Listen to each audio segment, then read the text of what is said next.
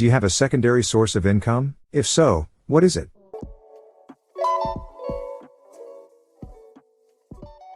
While I was in school, I fixed arcade games for a local chain of barcades. Now that I'm full-time, I'm entertaining the thought of doing something similar on weekends. Who else works on the side, and what kind of work do you do?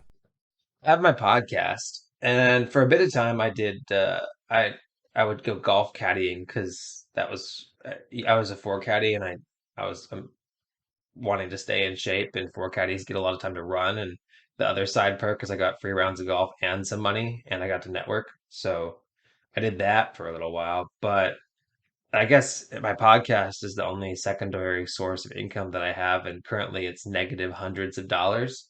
So I'm doing pretty good with my income on this side hustle. But yeah, that's mine. And if you want to do that, I think you should do it. I think that as an engineer, though, unless you have some other personal circumstances, you're probably not in a situation where you need the money. So if you are wanting secondary sources of income, I would just advise that it's something that you are interested in and passionate about and get personal enjoyment from, not just a thing that you do to make money. And that will help you minimize burnout and also help minimize the chances that your employer is frustrated by that. Because for me, caddying and going and hanging out with people on a golf course was just a hobby. And for me, doing my podcast is really just a hobby, and the fact that there's money associated with it, it's a benefit, but it doesn't affect my current employment, doesn't affect my job.